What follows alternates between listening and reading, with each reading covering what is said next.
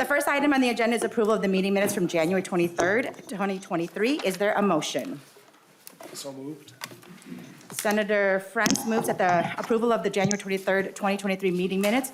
All those in favor say aye. Aye. Any opposed say nay. The motion prevails, and the minutes from January 23rd are adopted. Our next item of business is to hear from the Public Employees Retirement Association about their legislative priorities and the 2022 actuarial status. Mr. Anderson, if you are ready.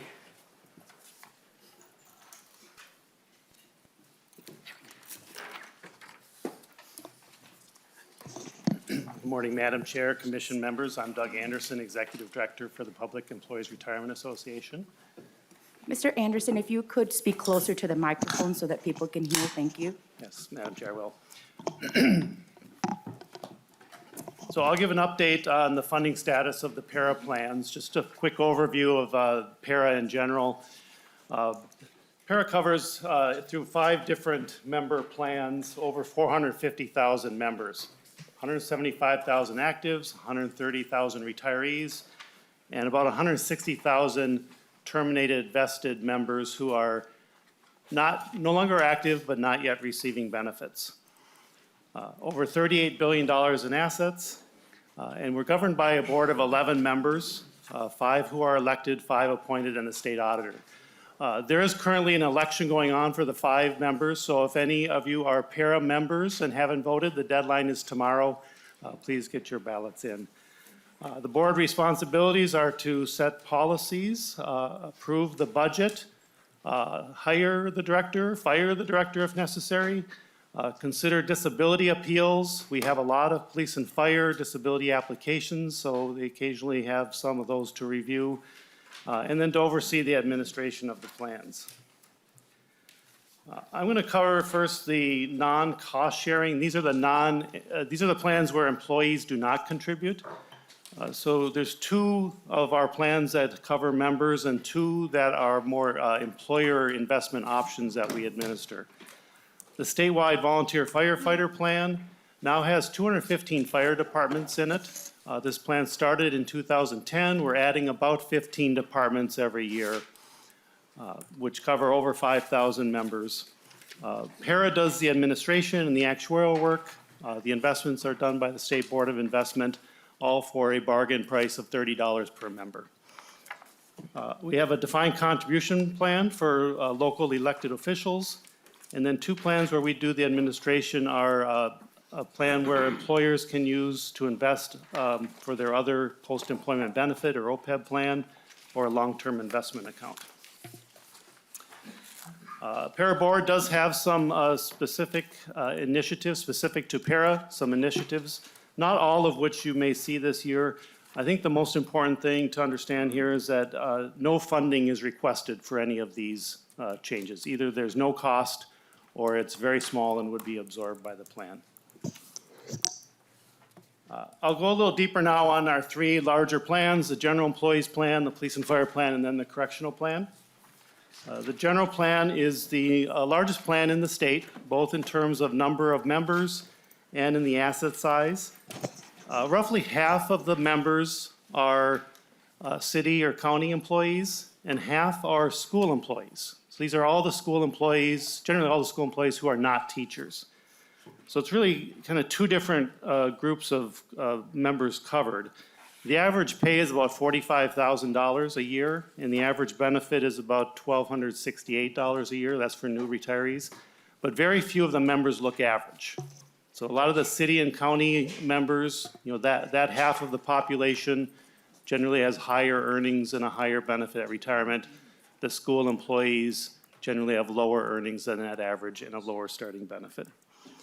In 2019, the annual post-retirement increase, or the COLA to retirees, was changed to a formula that was tied to inflation. So they receive 50% of the Social Security increase, a 1% minimum and a 1.5% maximum. So this is a goal that, the long-term goal is to try to tie this benefit closer to inflation. We think that would ultimately provide better protection and be better for long-term generational equity. But we're limited by cost, thus the need to put a maximum on this. So hopefully we can expand that when the plan can afford it. 3 of the past 5 years, the plan was able to provide more than 1%. In the last 2 years, it was 1.5% each of those years. The next 2 slides, I'm going to spend a little more time on it, and that's because I'm an actuary. And I feel compelled to say a few things that I wouldn't just as an executive director. Prior to this role at Para, I worked 27 years as a consulting actuary. So I actually started my career the week the Twins were in their first World Series in '87. And I worked on public plans across the country, actually not in Minnesota. I did work on the audit of an MSR's plan early in my career, but mostly I was observing plans from around the country, coming in and troubleshooting, and a lot of times seeing what wasn't done right in those plans. So I have a few comments I want to make as I go through what this information means. So first on the funding status, the actuarial accrued liability, that's a measure of the benefits that are attributable to a member's past service. So benefits are a form of compensation. They're earned when service is provided, and they should be funded when that service occurs. So this is the measurement of how much should be in the plan at this point to cover this past service. You can see on the left-hand side that under the 7.5% assumption, the assets accumulated to date from past member contributions, employer contributions and earnings is $4.2 billion short of funding what should be funded by this point, 86.2% funded. So I think sometimes there's a mistake of looking too much at this funding ratio and drawing a conclusion from it. All it really tells you is how you've done up to date. It's a past-looking statistic. It doesn't tell you about the health of the plan going forward. If you looked at just para plans, our plan with the best funding ratio is the least likely to be fully funded in the future. The plan with the worst funding ratio has the best looking future. So be careful when looking at just that measurement. The other mistake I see that plans have done in my history of looking at plans is using too aggressive assumptions. The 7.5% assumption, for 3 years now, our actuary has been saying that this assumption deviates materially from guidance in actuarial standard of practice number 27. In other words, it's unreasonable. So that's a statement that's in our report 3 consecutive years. This is not just Para getting this advice. We see nationally across the country, the National Association of State Retirement Administrators has a survey of 130 plans. There's only 1 plan in the country that has a higher investment return assumption. It's Mississippi at 7.55. The next 7 at 7.5, 4 of them are in Minnesota, so there's only 3 other plans. So we're a bit of an outlier there. Our board, a year ago, did take a position to follow, or for us to advocate for an investment return assumption that's consistent with what our actuary is recommending, which was in a range of 5.6% to 6.5%. This year, the actuary did not change their recommendation. It's actually just a little bit lower. And our board reaffirmed that position that we advocate for something in the actuary's recommended range. But our board also added that they would find it acceptable to move to 7% this year as progress towards what the actuary is recommending. So we're showing results at the 7.5% assumption that our actuary says is unreasonable, and we're showing results at a 7% assumption that our board says acceptable.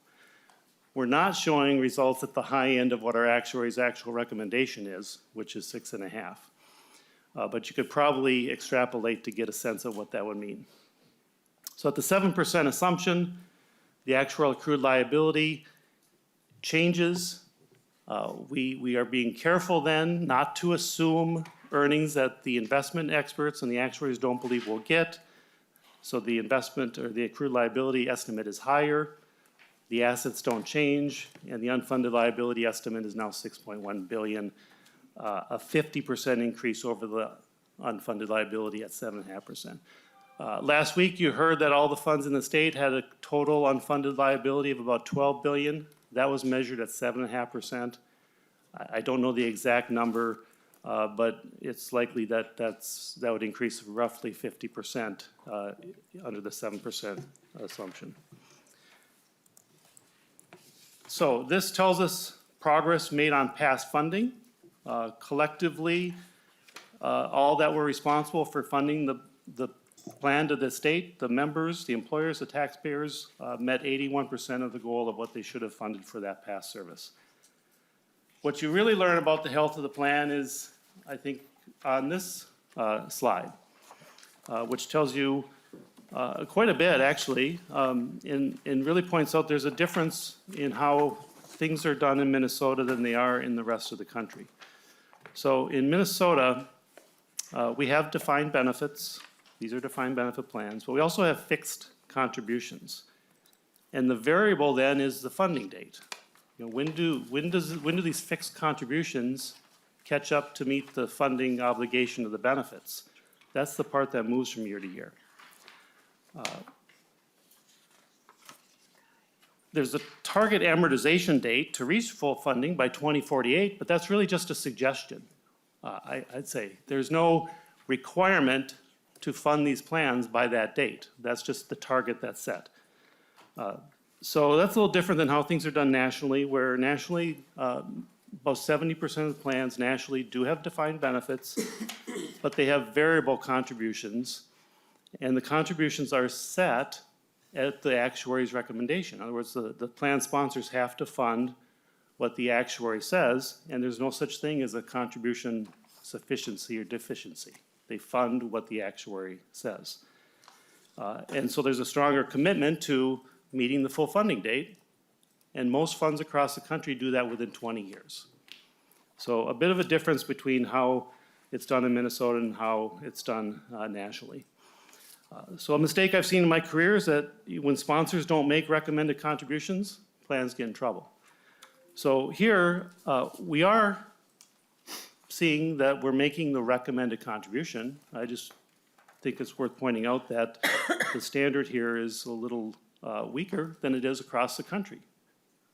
But nevertheless, if all assumptions are met, if the 7% assumption is met, the contributions for this plan that are coming in are enough to fully fund that unfunded liability from past service and fund the rate of future benefit accruals, which is called the normal cost of 8.7%. And it would do that prior to the target date of 2048, but just barely. So police and fire plan. I think what's important on this plan is as of about a year ago or so, the number of members in payment status are now more than the number of actives. So it's a very mature plan. Part of that's due to an earlier retirement age. Members of this plan retire, the normal retirement age is 55. There's a lot of disability retirements, and that's a growing number. And that's a story in itself of what's happening with this plan. We also see that this plan has a higher benefit. That's because these members are not in Social Security. But their cost of living adjustment after retirement is a fixed 1%. So these members retire earlier and then have a relatively lower inflation adjustment, which makes them a bit vulnerable to loss of purchasing power as their career progresses. This plan is more sensitive to assumption changes. It's because there are younger retirees. And then when you translate that cost into a percent of payroll, because you have a large number of retirees per active member, it makes a pretty significant swing in results. So the change in assumption, in this case, increases the unfunded liability by about 70% of where it was at before. And you can see that at the new assumption, the past funding made to try to keep up with the past service only accomplished meeting 86% of that goal. Funding for this plan, employee contributions and employer contributions total 29.5%. Again, this plan is not coordinated with Social Security. So these contributions are, at least for the employees, are fairly comparable to what the general employees pay for their combination of their retirement plan plus Social Security. But these are the highest contribution rates that have been in existence for this plan in its history. And the contributions are not sufficient. There's a funding deficiency in this plan. So it's not on target to meet the suggested goal of funding by 2048. And the new projection date is 2082. So that means for the next 60 years, the current and future active members and their employers and the taxpayers need to help pay for the benefits that have been earned prior to this date that haven't yet been funded. And then very importantly, these numbers do not reflect what's happening with disability in this plan.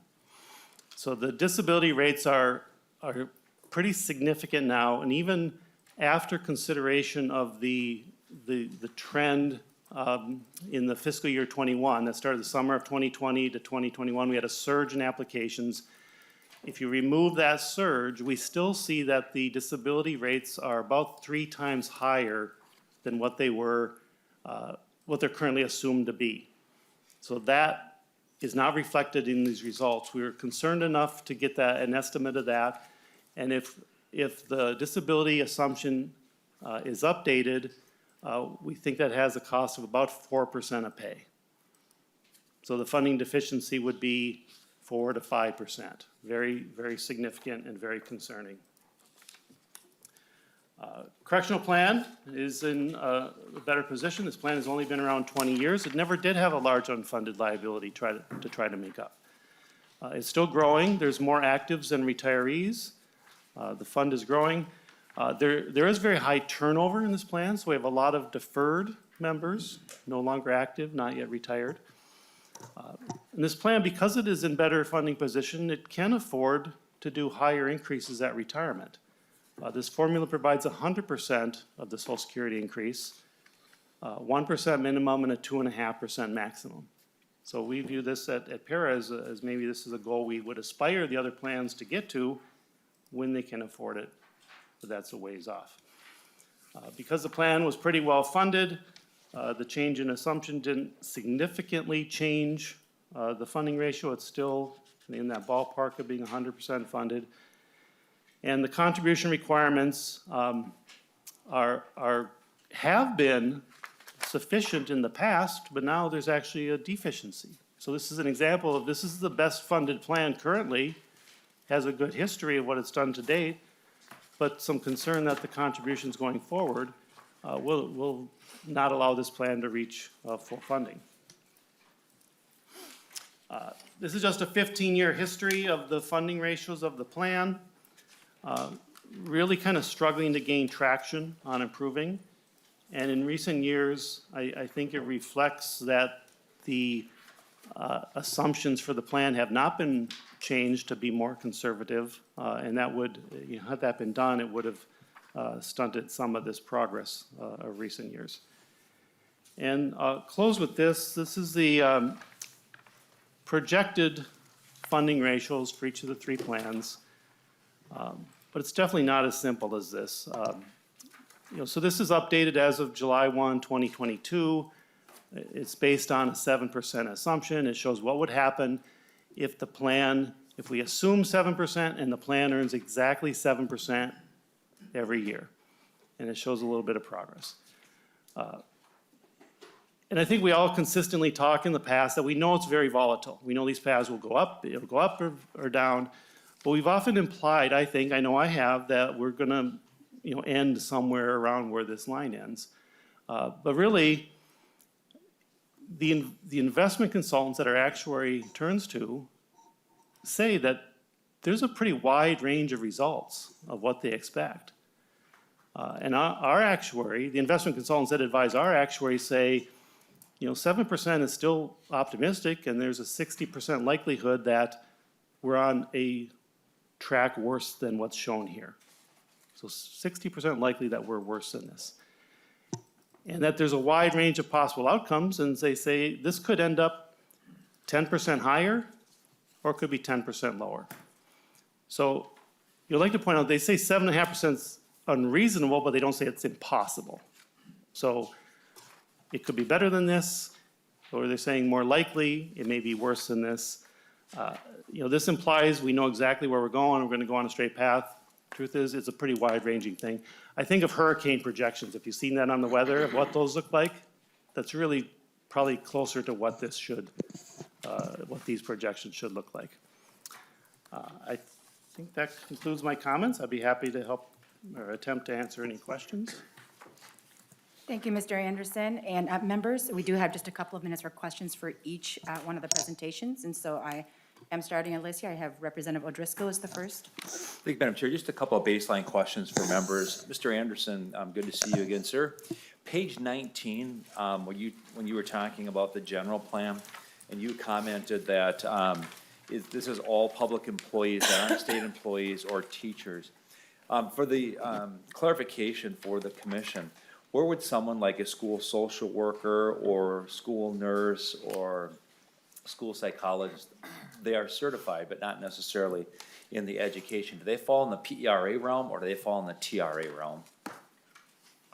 Mr. Anderson. Yeah, Madam Chair, Representative O'Driscoll, that's a very good question. I tend to think that all school employees who are not teachers are in the general plan. I'd probably need to get confirmation about some that are specifically licensed. And if TRA is paying attention, they probably could have that answer for us coming up when they make their presentation shortly, right, Jay? And then the other question that I just, again, for the benefit of members, all the numbers that you were showing, like on page 23 and page 20, where you're saying, here's a 7.5% assumption, and here's what happens if it goes to 7%. Those numbers are based on the fiscal close of June 30th of 2022, and markets have moved since then. And so that's just your baseline for the benefit of the commission, if I'm reading this correctly. Mr. Anderson. Madam Chair, Representative Driscoll, yes, that's correct. It's based on July 1, 2022 valuations. That's baseline. And Madam Chair, just for the benefit of the commission, because again, we do have new members that are with us on here this year, in this biennium. A snapshot on June 30th is just that, a snapshot on June 30th. The markets could have been up 10, 12%. By that time, they could have been down 10, 12%. And so we don't go, well, what did it do on Friday? And let's put our numbers on there. We use those baselines so that we're consistent year over year of how we end up with our fiscal calendar that matches up with the state and the plans and things. And for the benefit of those who are here, just to show you that, since June 30th of last year, the S&P has been up about 7%. So these numbers do move and they do shift, as Mr. Anderson pointed out. And when you look at all of these numbers, just always keep that in mind, that is a snapshot, and that number is almost 7 months old right now to the day, because that was June 30th and we are January 30th of 2023. Thank you, Madam Chair. Thank you, Representative Driscoll. Any other questions? Senator Rasmussen? Thank you, Madam Chair. Quick question for Mr. Anderson. Mr. Anderson, sometimes in the pension community, we hear people kind of celebrating about 80% funded metrics, and it almost seems like 80% is the new 100%. I was wondering if, as an actuary and as a plan director, if you could share your perspective on, if our goal should be 80% or if it should be 100%. Mr. Anderson? Madam Chair, Senator Rasmussen, I believe that the goal should be 100%. Anything short of 100% means that you're passing costs from one generation to another. That's the significance of the actuarial accrued liability, is that's the pace that you should keep up with. Thank you. And our last question will go to Senator France. Thank you very much, Madam Chair. Thank you, Mr. Anderson. To that point, looks like since the grand bargain in 2018, we made some progress towards 100%. It looks like we're on track for our original 2018 goal of 2048. Would you agree with that? Mr. Anderson? Madam Chair, Senator France, for the general employees plan, if the 7% assumption is met, then we'd be on track in that plan. The correctional plan really wouldn't be too far off. It doesn't, it really just kind of stagnates and hangs around a little bit less than 100%. The police and fire plan is a very different story.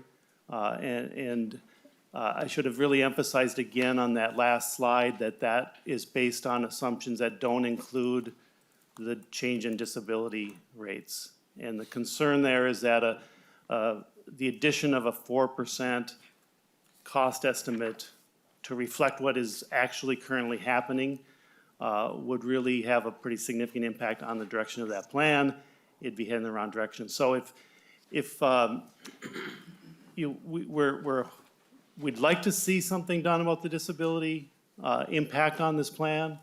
If something is done that can mitigate the impact to this plan, then the path shown would be more accurate. But if nothing is done, that plan is actually heading in a direction quite a bit below what's shown on that last page. Senator Frantz, follow-up? Thank you again, Madam Chair. Thank you, Mr. Anderson. To be continued on PTSD and the disability issue, but my point is, we're making progress after our shared sacrifice of 2018, and I think the people, the actives, the retirees, they want to know that. And so thank you very much for your presentation. Thank you, Madam Chair. Thank you, Mr. Anderson, for the presentation. Our next item of business is to hear from the Teachers Retirement Association about their legislative priorities and the 2022 actuarial status. So if you are ready, Mr. Stoffel?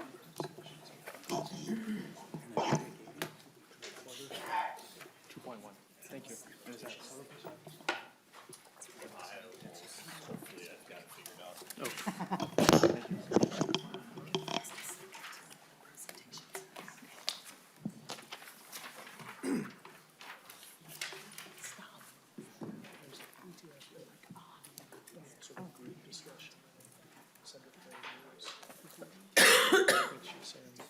Chairs carrying it, which is fine. You know, that's not the only thing in there, the disability claims. So that was-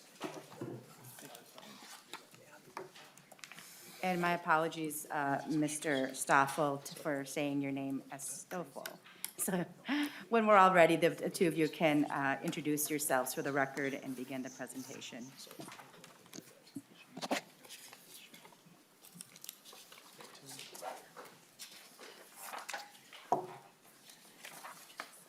Thank you, Madam Chair and members. Good to be with you this morning. My name is Jay Stoffel. I'm the Executive Director of the Teachers Retirement Association. Good morning, Madam Chair, members. My name is Holly Dayton. I'm the Legislative Liaison for TRA. So my testimony today will be an update of the financial and actuarial condition of the teachers' pension plan, and then a report to you as to what our legislative agenda that was approved by the TRA board a couple weeks ago. So on the screen on slide 1 is our membership counts. We have about 84,000 active contributing educators paying into the pension plan, 69,000 retirees and survivors. Disability retirements, 427. Deferred members are those people who have a service credit in TRA that they've accumulated, but they're not drawing a benefit yet. They most likely are not eligible age to receive benefits, so they're kind of in a holding pattern, no longer accumulating service credit and not old enough yet to receive a benefit. So just kind of in a deferred status, 56,000 of those people for a total of 211,000 members. Average pension benefit that was paid out last year to two new retirees, $22.31 per month. Next slide is an overview of our funded status. This is one of the key measures of that we pay a lot of attention to, focus on as far as the actuarial condition of the plan. Using a 7.5% return assumption, we've got $31.6 billion in liabilities, $25.6 billion in assets at market value for an unfunded liability of $6 billion. That's a funded ratio of just about 81%. If we change the return assumption to 7%, to give you some frame of reference, this is getting a lot of attention. Our liabilities change, they increase by $2 billion to $33.6 billion. The asset number stays the same. Changing the return assumption does nothing to the asset number, so that number is consistent. So our unfunded liability grows by $2 billion by changing that assumption. It's probably the most powerful, significant assumption that we have. Any change we make to it, either to lower it or increase it will have a pretty significant effect on the pension plan. So that reduces our funding ratio to 76.2%. Give you an idea, some history of where we've been with our funded ratio. Slide 3 shows that going back to 1999, year 2000, we had an overfunded situation in the pension plan. Since then, we've been vacillating around, normally between 70, 80, 90% thereabouts. There was a time back in the Great Recession where we dipped to 60% funded, but a lot of up and down there within a range of roughly between 70 and 100% funded. At this last fiscal year end, we were 81% funded. The average in the United States for public pension plans at June 30, 21 was 75%. So for the most part, we're running a little bit better than average compared to other public funds around the nation. Another key measure, this was reviewed, this is a very similar layout to what Mr. Anderson reviewed. Another very significant thing that we pay attention to is the contribution sufficiency number. That essentially tells us if we are on track to reach full funding by the statutory deadline of the year 2048. If it's a positive number, we are on track. If it's a negative number, we're falling behind. Using a 7.5% return assumption, I'll go through that column of information. The employee contribution rates today are 7.5%. Moving to 7.75, but as of June 30, 7.5%. The employer contribution, 8.73%. There are some direct state aid payments that we receive of about 0.59%. So in total, we have 16.82% coming into the fund as a percentage of covered payroll. The actuarial requirement for the plan, normal cost is the cost of the benefits every year. 9.51% is the cost of the benefits plus a small administrative expense factor of about 28 basis points. To amortize the unfunded liabilities and another 6.57%. So the actuaries are telling us we need to have 16.08 coming into the fund to be on track to reach full funding by the year 2048. That leaves us with a sufficiency of 0.74, but there's another 0.45% rolling in new contribution rates this upcoming July 1 of 2023. That's still a phase-in from the 2018 pension bill. We're phasing in our final contribution rate increases. That then gives us a sufficiency of 1.19% using the 7.5% return assumption. With today's benefits, today's assumptions, that's where we are. Changing to a 7% return assumption gives us, instead of a 1.19% sufficiency, a 1.82% deficiency. So that's the power, the influence, or the significance of the return assumption. It changes by a factor of 3%. Instead of a sufficiency, we've got a deficiency of nearly 2%. That's a powerful assumption change. The next page is basically a visual of where we are heading. And again, this is pertinent information. We need to know, as June 30, the snapshot, where are we? But this tells us what direction we're heading. The top blue line, the solid line, indicates that if we keep our 7.5% return assumption, we would reach full funding if we earn 7.5% on average every year, and all the other assumptions are met, we would reach full funding by the year 2040. Therefore, we have a sufficiency. The sufficiency gives us information that we're ahead of the schedule. The dashed line indicates that with the 7% return assumption, we have a deficiency, and therefore we don't hit full funding by the year 2048. This line moves across the 100% funded ratio line, but beyond the year 2048. So it would reach 100%. It would just be beyond 30 years from now.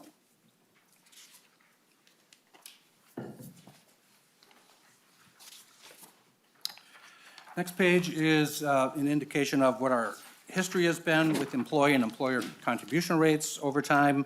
This goes back to 1960, and for the most part, for the early part of this period, employer contribution rates were quite a bit higher than employee contribution rates.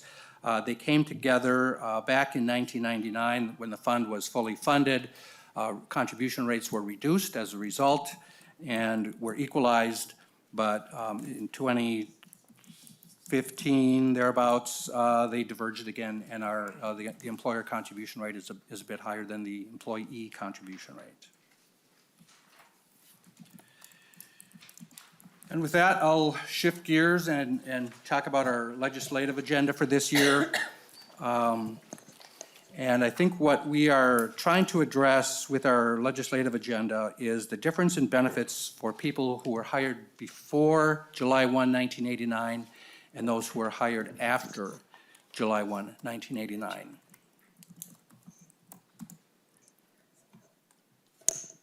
Senator Rosen, can we wait until the end of the presentation, or is this? Madam Chair, I wanted to ask you about that. My question is about the part that we just finished. I'm more than willing to wait till the end of the presentation. We're just moving into a different area. Okay, go ahead and ask the question. Well, the question is about the previous slide before we, dealing with the assumed rate. I just want to ask a very basic question. So when we see that the employer rate has skewed above the employee rate, is that any indication that our assumed rate of return is not the true rate of return that we're seeing from the market? Is there any correlation between the assumed rate being higher than what the market delivers and the discrepancy between employer and employee rates? Mr. Stoffel. Representative Hurd, Senator Nelson, in this case, I think the answer is no. Back in the early part of this chart, from the 1960, I believe the rate of return assumption was 8%. In 1989, it was increased to 8.5%. And I think that reflected the outlook at the time. So I think analysis possibly today has become a bit more robust and there's more information. But I think at that time, the rate was set at an appropriate level. And during the course of the 90s, their investment returns were pretty spectacular. So the investment return assumption was maybe even half what we were earning. So we really live with a lot of volatility. It's a difficult exercise to say.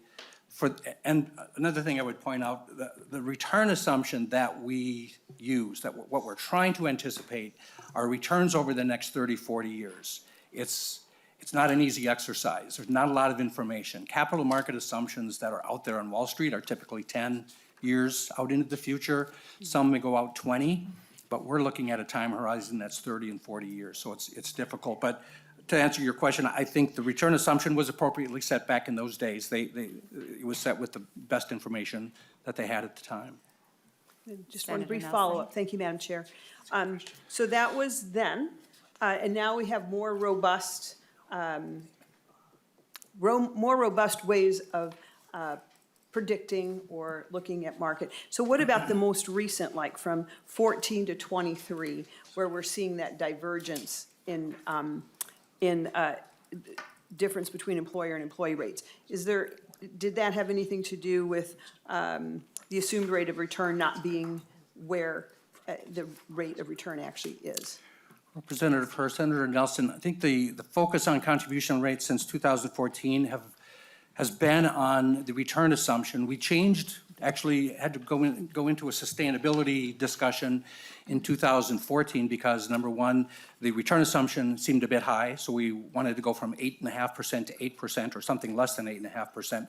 But our mortality tables were out of date and they needed an adjustment. So yes, I think in that period of time that you're referring to, there was a focus on the return assumption as well as the mortality tables that needed adjusting too. So it affected, the discussion about what contribution rates should be then. Thank you very much. Thank you, Madam Chair. Thank you, Senator Nelson. And actually, can we hold that, because we only have 10 minutes left to get through the priorities and also to ask further questions? One short question. Right, Senator Howe. Before we shift gears, Madam Chair, I understand that you had 7% funding on slide 5. It doesn't reach until after 2048. But if we do the 7%, at what date does it reach 100%? We know it's after 48. Do we know what date that is? Mr. Representative Hurd, Senator Howe, I do have the number. It could be something in the order of 2053 or thereabouts. Oh, wait a second. No, it would be around the 2053, 55, something. I mean, I could get you that number, but I don't have it in front of me here. Thank you. Thank you, Mr. Stoffel. Please proceed with the presentation. Okay, slide 7 is, again, we're fortunate to have very engaged stakeholders. They've let us know over the last 4 or 5 months what they think about their retirement benefits. And I think they're becoming, or I want to just be careful, they're aware of the difference between Tier 1 and Tier 2. The demarcation date is July 1, 1989. People hired after that date have the same contribution rates. Today, 7.5% for the teacher, 8.55% for the employer. Those contribution rates are the same regardless of whether you're in Tier 1 or Tier 2. But the benefits are different. In Tier 1, normal retirement age, and when you hear normal retirement age, that's the age at which a person is entitled to full benefits. So normal retirement age in Tier 1 is 65. In Tier 2, it's 66. But in Tier 1, there's also the opportunity to get full benefits when a person reaches the Rule of 90. So for example, Rule of 90 is age plus years of service. If a person is 56 years of age, 34 years of service, they could receive full benefits at that point. So Tier 1 has that provision, Tier 2 does not. So full benefits are only available to a teacher in Tier 2 when they reach the age of 66. And in the communications I've been getting, 56-year-olds just don't see working another 10 years to get full benefits. 62-year-olds don't see another 4 years working to get to full benefits. So there's a lot of communication that we've been getting about how late it takes to get to full retirement age. In the state of Minnesota, it's a bit of an outlier. Around the nation, 66, 67, there's a few states that have that kind of a normal retirement age, but it's very few states. It's either age 65, something less, or some rule of, like Rule of 90. Some states have Rule of 88, Rule of 92. But in Minnesota, we just have age 66 with no other opportunity to be eligible for full benefits. So that's what the members have been expressing. That's what the TRA board has been focused on. So on slide 8, our objective is a couple things before we get into the benefit changes. Assumption changes. The board believes that we should move to a 7% return assumption to respond prudently to capital market expectations. So a reduction in the return assumption to 7%. Number 2, extend the amortization period for our unfunded liability from 2048 to 2053. It's an additional 5 years. It helps reduce the pressure on what's needed in terms of contribution rate increases. It keeps the amortization period at 30 years. To go beyond 30 years would be a bit of an outlier. So we're trying to stay within what's a reasonable approach for amortizing an unfunded liability. So the benefit reforms are on the next page.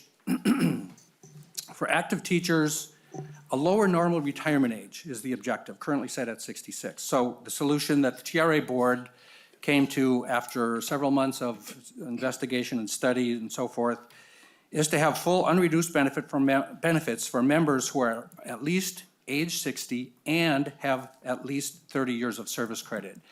So you could call this the new Rule of 90. It's not the same as the previous Rule of 90 because the previous Rule of 90 didn't have the and. It was any way a person accumulates 90 points, they would reach full funding, they would reach eligibility for full benefits. This, if you want to call it Rule of 90, is both age and service. Those two thresholds have to be met before a person would be eligible for full benefits. I'll get into the actuarial cost of this in a minute, but for the retirees who also have been contacting us, inflation running at 7 and 8% a year, their cost of living adjustment has been 1% for the last 5 years. It will slowly creep up to 1.5% over the next 5 years, but they are certainly suffering from the effects of inflation and losing purchasing power. So the focus on the retirees was to allow for a one-time 2.5% cost of living adjustment this upcoming January of '24, compounded So it would be a permanent in the base compounded calculation. And then it would revert back the following January of '25 to the schedule that we're on to get to 1.5. So January 1 of '25 would be 1.2, then the next year 1.3. It will eventually reach 1.5 and stay there. The cost of this benefit improvement is on the next slide, and I don't know if we have that on the, if we have that here. Mr. Stoffel, we do have the paper copy of it. Okay. If you All right, want to go ahead. I'll proceed and go through the information here. The first column is what's called, referred to as the baseline. That's where we currently are. These are the numbers I just went through with you. So 80.95% funded and a sufficiency of 1.19%. So that's the baseline. That's where we are. And by the way, what's in these various columns are explained below in the notes. So baseline adjusted is taking the return assumption and increasing it to 7%, and also extending the amortization period from 2048 to 2053. So that is a significant change. Again, the biggest part of that is changing the return assumption. So the 1.19% sufficiency turns into a deficiency of 1.05. A little bit different than the number I showed you before, because again, this is using an amortization period of 2053. So if we were to get the fund back on track and have basically a zero instead of a deficiency, it would take about $62 million a year, every year until 2048 to get the fund back on track and eliminate the deficiency. The third column of information shows you what happens to the plan if we layer in the new level of benefits, the 60 and 30, new rule of 90, if you want to call it that. Our funding ratio drops to about 73%. The deficiency turns into a 3.46% deficiency. And to get the fund on track to eliminate that deficiency and pay for the benefit improvements, it would take $204 million a year every year to the year 2053 to eliminate that deficiency, assuming that we would earn 7% on average every year. Contribution rates would go up. The proposal outlined by the board would say that any increase in contributions should be borne 25% on the employee, 75% on the employer. So that would increase the employee contribution rate to 8.62%. The employer rate would go to 11.35%. For the employee, that brings in an additional $51 million per year. And for the employer, it would be $153 million a year for the benefit improvement to the active members and to pay for the current deficiency. And then layer on top of that, the $315,814,000 is the amount that would be needed to pay for the one-time cost of living adjustment to the retirees. So $469 million would be the payment in the first year, and then it would drop to the $153 million thereafter every year until the year 2053 if this proposal were put into place. I hope that makes sense, but. Thank you, Mr. Stoffel. And we just have a question for maybe one question or, so Senator Rasmussen.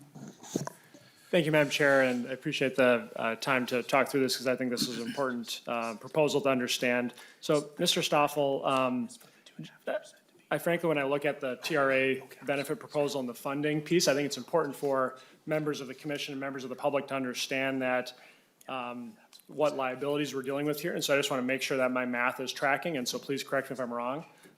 TRA currently has a $6 billion unfunded liability at 7.5%. If we move to 7%, that adds a $2 billion unfunded liability.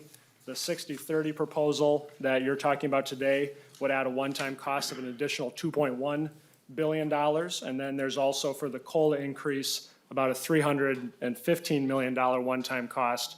And so we're talking about a $10.4 billion unfunded liability for TRA. Is my math correct on that?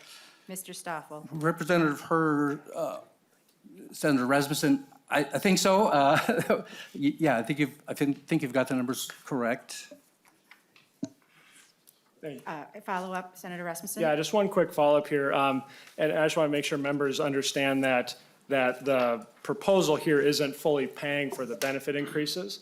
And we had heard from our actuaries last week that they recommended that any benefit increase that we have should be fully paid for. And so, Madam Chair, my question for Mr. Stoffel is, Mr. Stoffel, do you and your board support benefit increases if they aren't fully paid for?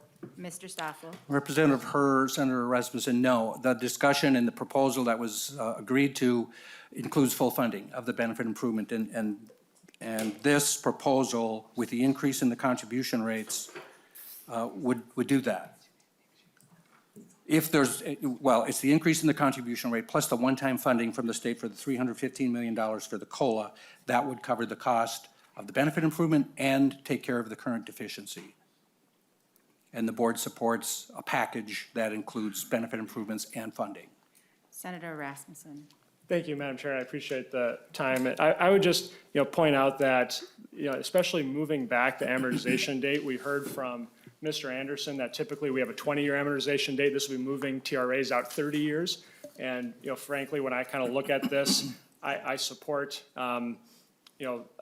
benefits that are going to attract and retain teachers, but this frankly just isn't paid for, and a little bit of it is funny math when we're talking about moving out amortization dates. It'd be like picking an 8.5% assumed return to make the numbers work. So look forward to continuing to work, Madam Chair, with this commission and the TRA board to just make sure these benefits are fully paid for. Thank you, Senator Rasmussen, and thank you, Mr. Stoffel. Representative Driscoll, we are running out of time. Is it something quick? Obviously, I was wondering if Mr. Toffel was going to answer my question I had asked earlier about who's TRA and who's PERA. Go ahead, Representative Driscoll. Representative Herr, Representative Driscoll, yes, the kind of the quick rough cut would be if a person is licensed or certified, they're in TRA.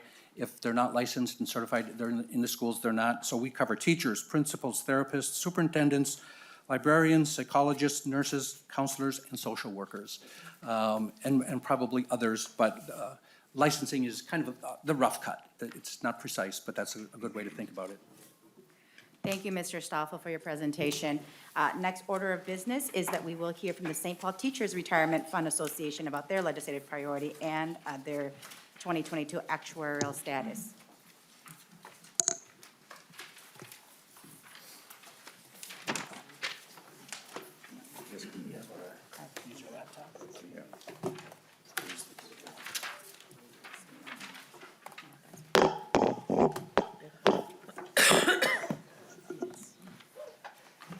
And when you are situated, if you could identify yourself for the record and begin this presentation. Madam Chair, members of the commission, my name is Mike McCollar. I'm currently the president of the board of the trustees for the St. Paul Teachers Retirement Fund. I've been on the board for 20 years. I'm a retired science teacher and principal from the St. Paul Public Schools. We're bringing you great news from St. Paul this morning. St. Paul Teachers Retirement Fund, as you'll see, has an increase in the number of members, including an increase in the number of active teachers in the St. Paul Public Schools. You've heard a lot about contribution sufficiencies and deficiencies this morning, and our contribution sufficiency is over 5%. More good news, we have a new executive director that you're meeting for the first time this morning, and is Phil Tenchik. Phil Tenchik has a bachelor's degree from George Washington University, an MBA from Southern Methodist University, as well as a chartered financial analyst, CFA designation. He's worked in pension funds and the finance industry for many years all around the world, and including most recently 8 years as the executive director and chief investment officer for the Spokane, Washington employee retirement system, a similar position to St. Paul, in not only that he was responsible for government relations like this, managing the fund, but also the chief investment officer of that fund. With that, Mr. Tenchik. Thank you, Mr. McCollar. Madam Chair, members of the commission, thank you for the time this morning to give you an overview of the St. Paul Teachers Retirement Fund Association. We'll start out with a quick discussion of our governance. We do have a board of 10 members, 9 of whom are elected representatives from the membership. So primarily members of the plan governing the plan itself. Would note that they are all fiduciaries. This is a very important term. It means they have to put the health of the plan and the members ahead of any personal interest. So they really are working for the plan first, and then secondly, they are members of the plan. Second, we are subject to oversight by the legislature and this commission. We do have quite a bit of outside assistance where needed to make sure that we are managing the plan as responsibly as possible.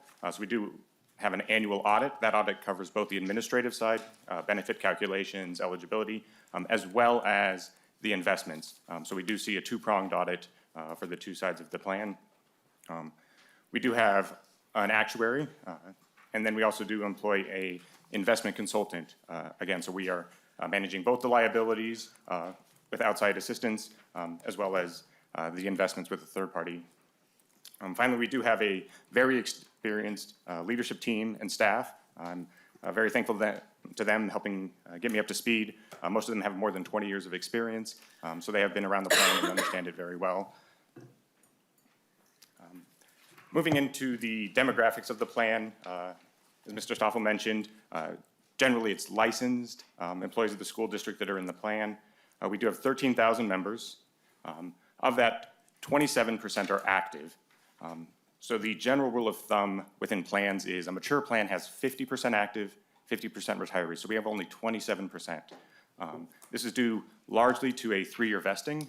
So you'll notice that 41% of our members are deferred, so they were able to get a 3-year vesting, and then they'll wait to receive a benefit until they're fully vested. We also have 32% of our members as retirees.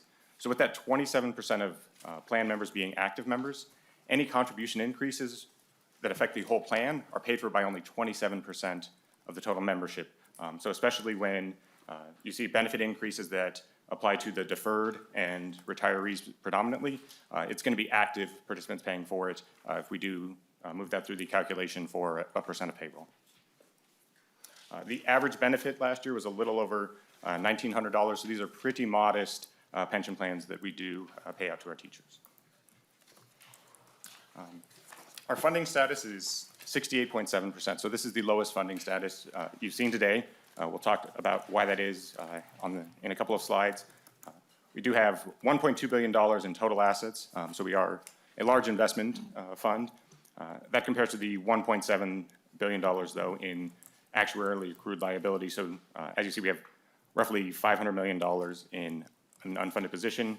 Our current contribution rates are 7.5% for employees and 8.8% for the employer. Those will go up as of July 1st to 7.75% for the employee and then 9% for the employer, so a slightly higher increase for employee contributions than the employer. Additionally, there are additional employer and state supplemental contributions that do bring the total contributions to the 25.13%. As Mr. McCullough mentioned, that provides us with a sufficiency of 5.17%. I would note that there is a difference, though, between an actuarial sufficiency and a cash flow sufficiency. So as we mentioned, with that large pool of retirees, the total contributions each year add up to a little under $79 million. We pay $121.5 million in benefits. So each year, we have a net cash outflow of $42.6 million. So if we don't return at least 3.9% from investments, you're going to see our assets decrease. So not just that 7 or 7.5% target return. If we don't hit 4%, we're actually going to be stepping back every year on a dollar basis. Speaking of the investments, they've performed quite well. Over the past 10 years, they returned 8.64%. That puts us in the top 10% of pension plans of our size. And that compares to a policy index of 8.18%.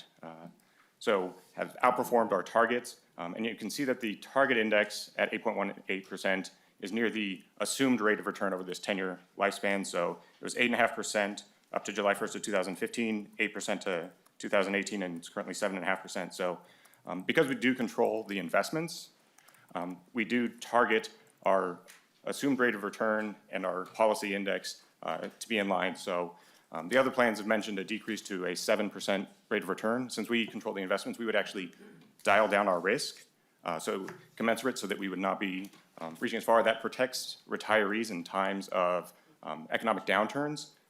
You take smaller losses when you take less risk. Additionally, it reduces the need to increase contributions during difficult economic times, which would apply at the state level as well as the plan level.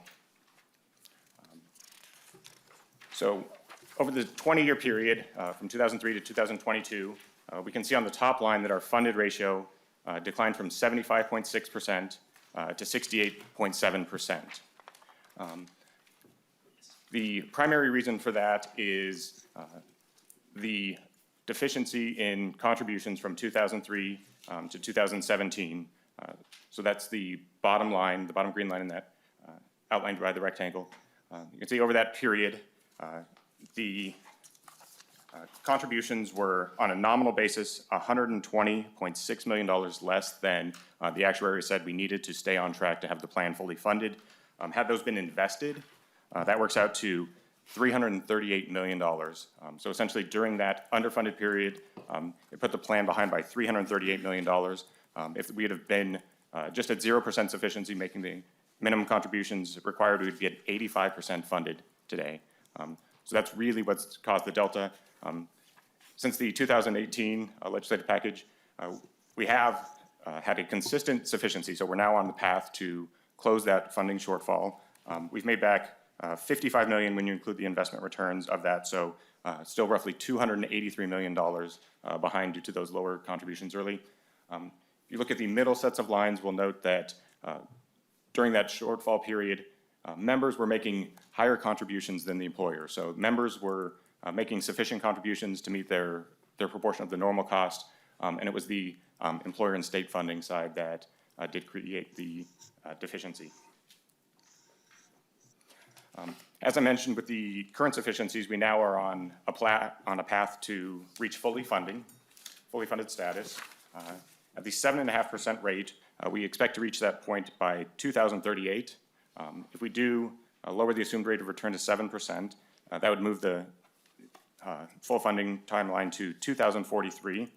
It would decrease our current funding ratio from 68.7, to 65.8%. If that were not funded today, we would see at the end of our amortization period roughly a $600 million shortfall between the 7.5% and 7% rate of return. The one-time cost today would be only $97.6 million, so a short-term investment today would provide a much larger shortfall in the future. And I think that Mr. Anderson did a very good job outlining why a 7.5 to 7% assumption change is necessary to meet the actuary requirements. And then, as I mentioned earlier, it would also provide greater security to the participants, since we would be able to take less market risk. I think another area that's worth pointing out is our annual increase. I would note it is not a COLA. It is not based on inflation. It is a 1% increase regardless of what the actual inflation figures come in as. Have left our retirees well behind what actual inflation has been. So the blue line shows the history of CPIW, that's the Social Security inflation COLA, versus our annual increases, which is that black dotted line.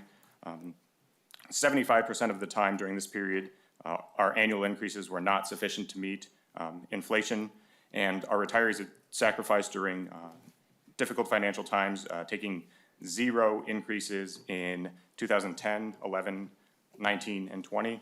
I would also note that our annual increase is the lowest of the plans in the state. We are currently at 1% with no path to increase. The other plans are at least at 1.5% or on a pathway to that 1.5% annual increase.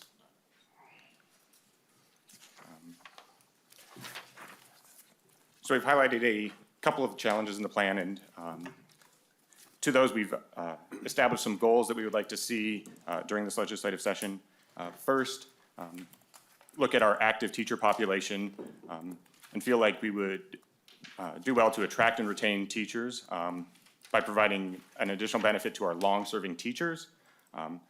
So we would agree with TRA's proposal to full early retirement at 30 years of age. As a smaller plan, though, we can be, I would say, slightly more nimble, and have looked at a broader set of policy options. Feeling an alternative could be, there currently is increased eligibility for retirees at age 60, or 62, I'm sorry, with 30 years of service. There's a penalty they pay, though.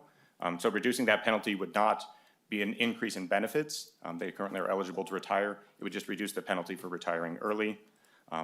Secondly, as we mentioned with inflation relief, our retirees are not receiving increases commensurate with inflation.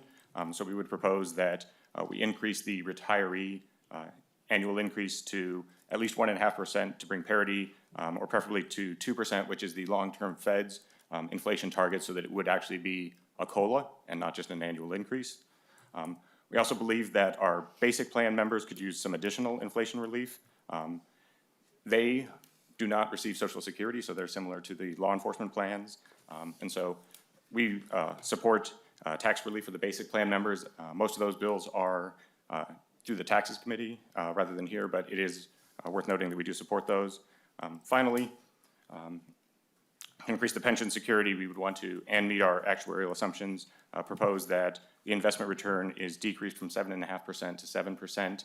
And I think thoughtfully, we've looked at that and feel that it's a one-time change. And the best approach to funding that would be with one-time dollars rather than over the life of the plan. And so we would propose that that be funded upfront rather than adding the additional burden of contributions throughout the amortization period. With that, I would entertain any questions from the committee. Thank you, Mr. Tenchik. Representative Wolgamott. Thank you, Madam Chair, and thank you to the testifiers for this thoughtful presentation. I just wanted to ask, both for some historic context, but also what it means, practically day to day, why is the St. Paul Teachers Retirement Fund Association separate from the Teachers Retirement Association? Go ahead, Dr. McCollar. Madam Chair, Representative, just a quick note. So the St. Paul Teachers Retirement Plan, as well as the former Minneapolis and Duluth plans, predated TRA. So we've been around since 1909, right? So of the plans you've seen today, we're the oldest plan in the state. So the cities of the first class, the big cities in Minnesota, had teacher retirement before the state plans. So that answers your question, I hope. Thank you. Thank you, Representative Wolgamott. And we'll go to Senator Rasmussen. Thank you, Madam Chair. And quick question on the last page here, I see that you have a range for the pre-funded cost of the different benefits. Could you explain what the bottom range means and the top of the range means? Madam Chair, Senator Rasmussen, like I mentioned, we have some flexibility in our proposals, and so the range is from the kind of the most conservative proposal would be the low end to the more aggressive proposals at the higher end, and so kind of you could draw a linear interpolation in between those 2 points, but we have, like I mentioned, tried to provide some flexibility in our proposal so that depending on funding availability, we can provide a solution at whatever costs are available. Follow-up, Senator And Rasmussen. just one quick follow-up. Thank you, Madam Chair. Similar question to what I asked TRA is, would you and your board support any benefit increases that aren't paid for? Mr. Tenchik. Madam Chair, Senator Rasmussen, as I mentioned earlier, we are fiduciaries, and so I don't believe I can speak fully for the board, but I can speak as a fiduciary myself, that it would be very difficult to increase benefits without funding, especially at our current funding level. So I would generally say that, yes, we would need to be funded to increase benefits. Senator Nelson. Excuse me. Thank you, Madam Chair. Just one brief question, and it has to do with your funding contribution requirements. I wondered if you could provide some insight on the state supplemental, 4.99%. If you could describe a little bit about what that is, who pays for that, how long, and do other retirement plans have a similar state supplemental? Dr. McCollar. Madam Chair, Senator, there's a number of different supplemental plans, supplemental amounts. Most recently, of course, in the 2018 bill, but there's, I believe, 4 separate kind of pots of money that have started back 2018, 2013, and I can get you the exact numbers, but those were all added as a kind of a solution to that big box of previous underfunding by both the employer, the school district, and the state, and kind of making up for that. And so again, those kind of phase out as the plan becomes fully funded. Senator Nelson? Thank you, Madam Chair. Well, I think there's just a couple things missing, and I'd like you to describe it, just to make sure I'm not misunderstanding.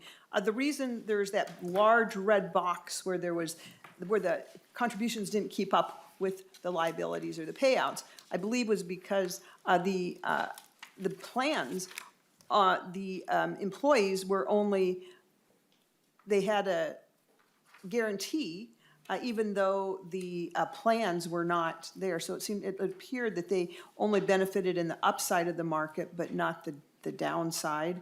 Maybe that's not correct, but a little bit about why we have that huge unfunded piece that we're trying to address. And then most importantly, though, state supplemental, I assume that is state taxpayer dollars.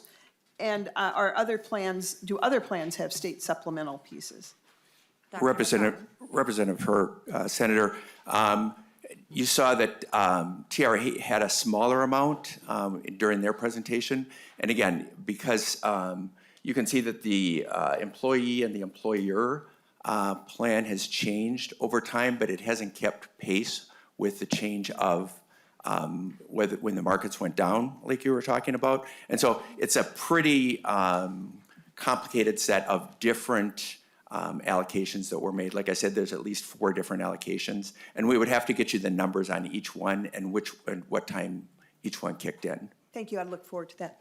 Thank you, Senator Nelson. If we could get some of that data as follow-up, that would be greatly appreciated. Any other questions? Senator Pappas? Madam Chair, how do you turn this on? It's on. Oh, okay. Madam Chair, just, I don't want to speak too long, but just a quick comment. I think part of the reason why the state needs to take some responsibility is we actually gave the school district kind of permission not to contribute to the plan for a number of years, and that's how they got behind. And partly that was a way of helping the St. Paul School District instead of giving them direct state funding, but it did contribute, it did create a problem for the plan. Thank you for that clarification, Senator Pappas. Thank you for your presentation today. And our last item of business is the presentation by the State Board of Investment. And you are ready for the presentation? We'll have Ms. Schertz.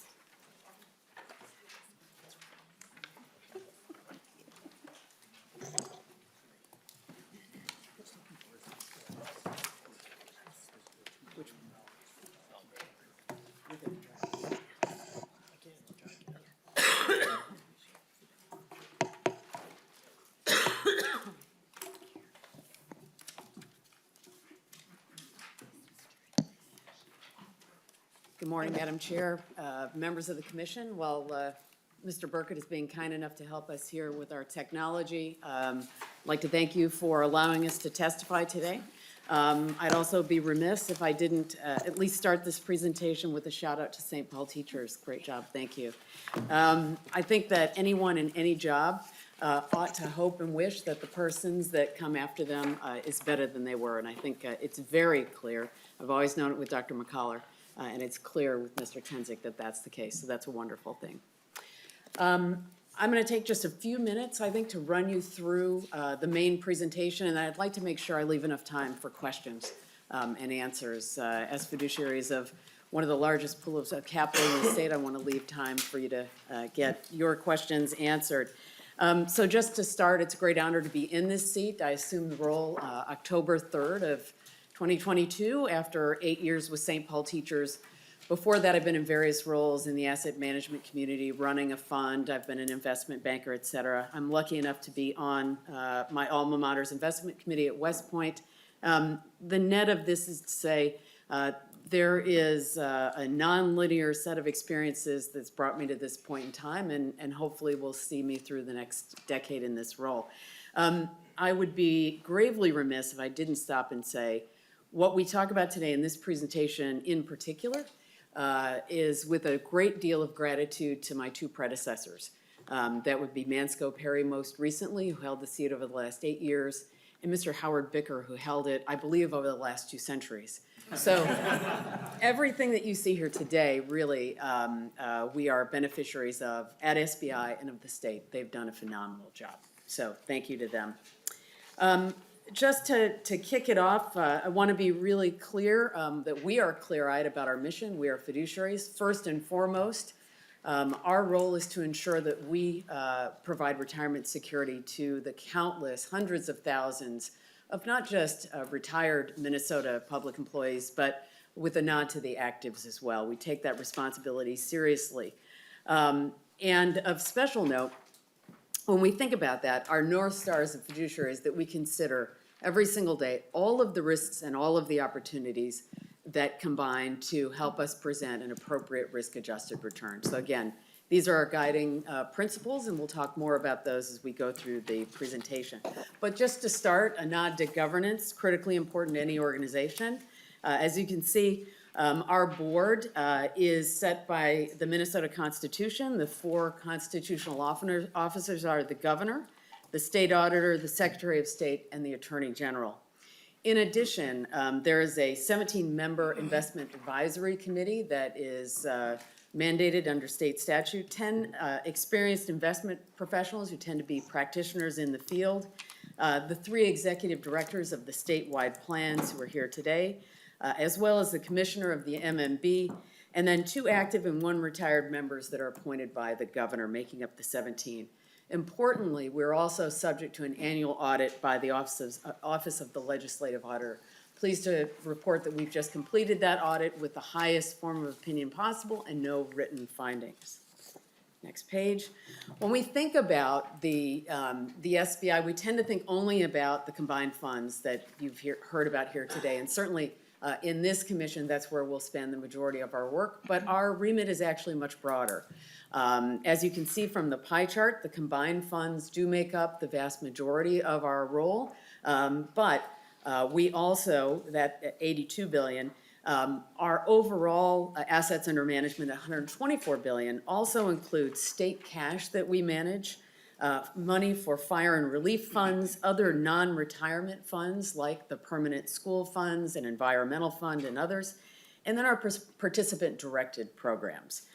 So again, just a reminder that our remit is very broad. On the next page, as you can see on the left-hand side, when we think about the combined funds, and we'll spend the rest of our time talking about those unless there are other specific questions, those really are made up, the assets at June 30th, $81.3 billion. I would note today we're at 83.5 approximately, but those are comprised of the 3 retirement funds, PARA, TRA, and MSRS, with PARA constituting the largest portion of the assets at 46%. How we invest those assets, we can talk about that more in detail, but in broad strokes, we invest that in 3 principal asset classes. Public equity making up the largest portion of that, our private markets at 25%, and then our fixed income at 25%. Again, within those broad asset allocations, there are subclasses. I'd be happy to talk about those in more detail as we go on. As well as we think about our asset allocation, we divide those up between passive and active managers. I mentioned kind of our North Star. Our mission is to provide retirement security and obviously meet an investment return.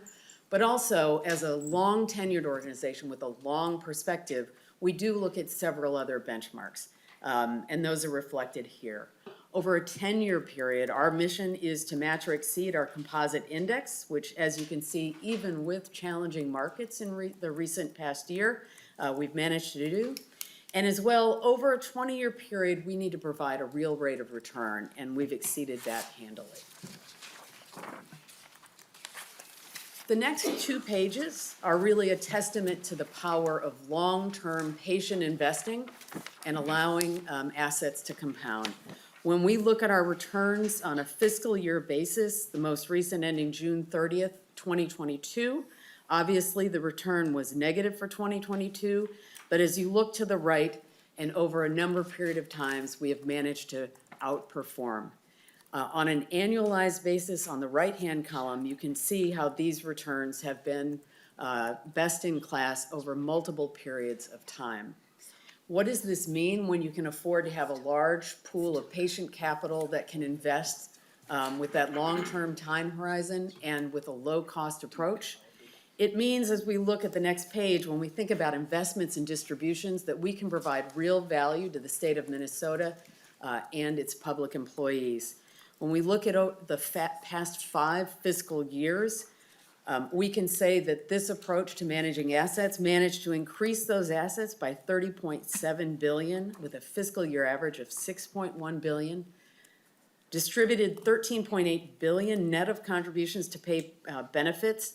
On average, we pay out $2.76 billion worth of benefits net a year.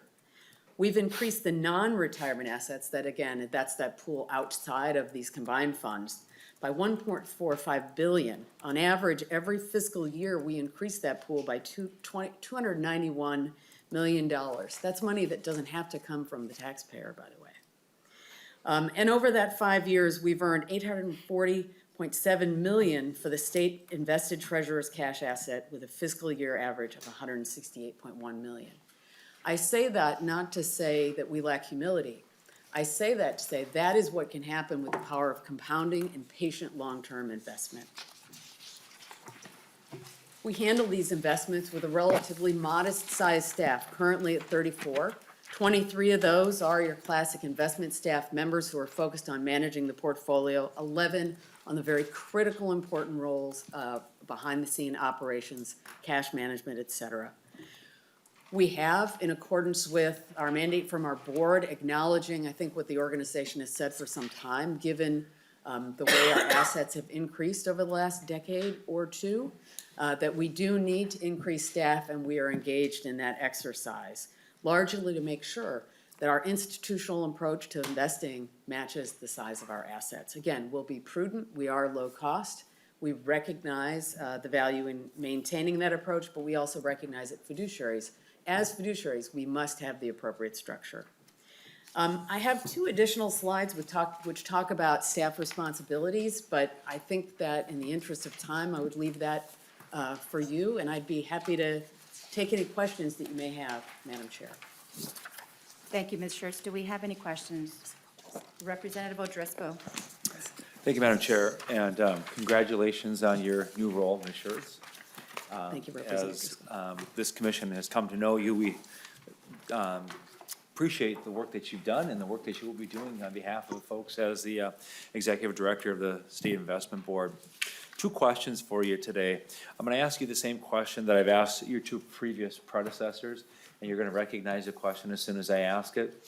The closer to a 0 assumed rate of return we can get, the better your office and agency likes it. Am I correct on that?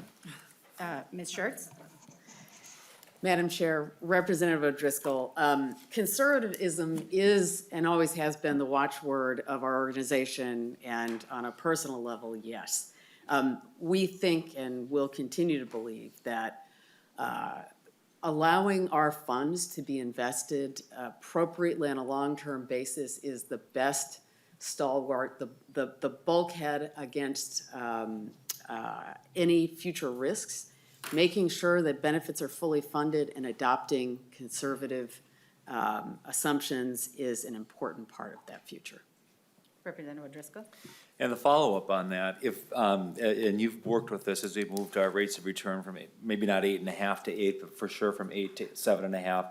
Now there's contemplation of moving that from 7.5 to 7%. 2-part question. First part is, does a move to 7 from 7.5 change materially your investment mix? And then number 2, does that change if we go from 7 to 6.5%? Kind of looking at where do you have a material change in your investment strategy based on that assumed rate of return? Ms. Schertz?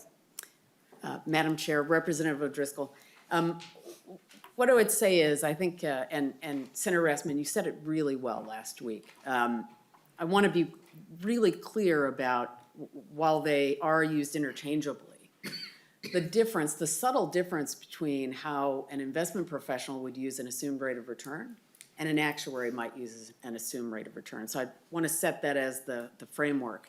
But to clearly answer your first question, would we change our asset allocation if we went from 7.5 to 7%? I believe I can confidently answer that we would not. And that gets into the importance of the overall framework of the question. Increasingly over time, the different uses of this term have become more important. For example, as I've mentioned, we're long-term investors. We're looking at, a 3, 5, 10, 30-year time horizon and beyond. That's why we've produced such exceptional returns.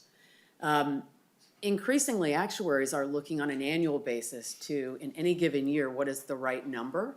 And in an effort to properly measure liabilities, they're reducing that number. The way an investment professional tends to use the investment return assumption framework is to think, what is the appropriate strategic asset allocation for a long-term perspective? By definition, professionally speaking, we tend to look at that number over a longer period of time. So for example, next year we are likely to engage in a strategic asset allocation exercise. I would expect that number would naturally come down to 7%. But again, I just want to stress, one, conservatism is appropriate, and two, there are subtly different uses for these concepts in these two constructs. Senator Franz. Thank you, Madam Chair, and thank you, Ms. Schertz. Congratulations. And especially thanks for the nuance, if that's the right word, about an actuary and an investment professional. The assumed rate of return is critical for how we plan, but it also has an impact on the choices we try to make on the Pension Commission for the very working men and women that the pension plans are for and for those benefits. I appreciate you pointing that out.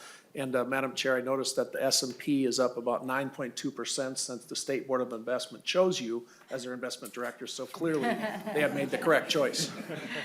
Madam you, Chair, Senator Senator Friends, I would note that in the weeks after I switched roles, Dr. McCollar accepted the role as the interim. The markets did experience a surge, and my successor called me and said, "You didn't tell me how easy this job was." So I take no credit whatsoever, but thank you for that. I would note, while obviously the last calendar year was challenging, the last fiscal year was challenging, as it was across all markets. I think due to exceptional asset allocation, we are up since October, roughly 9.2%, the fund. And fiscal year to date, we estimate that we're up approximately 5%. So it has been a good market environment in the last 2 quarters, and the asset allocation has allowed us to capture that. Senator Rasmussen. Thank you, Madam Chair, and thank you, Director Schertz, for the presentation. And my message, I guess, to SBI and your team would be keep up the good work. In terms of the outperformance that SBI has seen over the last number of years, Director Schertz, do you have any perspective on what has been driving that outperformance, or what has been key to that outperformance? I thank you for the question, Madam Chair, Senator Rasmussen. I think there are several factors, and in no particular order, I apologize. But the first thing is that long-term perspective, right? If you change your asset allocation annually, for example, you will surely miss the market run, for example, that we've just talked about. But if you can maintain a responsible long-term approach, you will capture that. The second thing is, frankly, a good matching of asset and liabilities from our perspective. So I mentioned that we do distribute a substantial amount of funds every year, about on average $2.7 billion.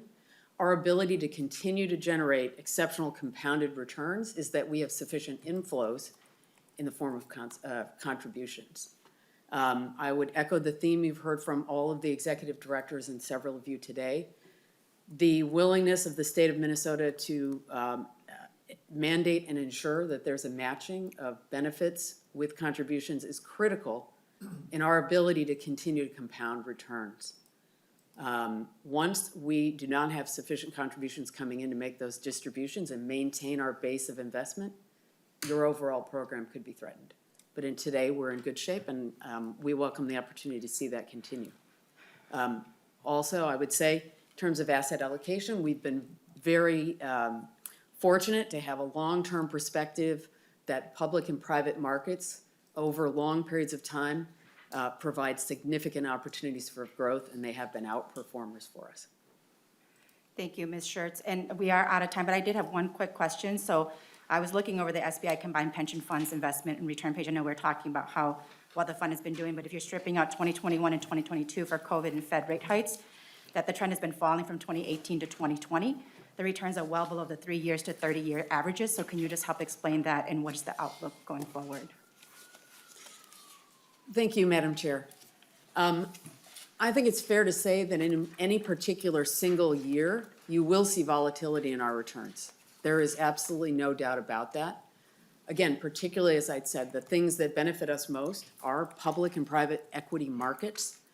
When those markets are down, we will capture some of that downside. It is that volatility that we have in any year-to-year basis that is a reason why conservatism overall is an appropriate watchword.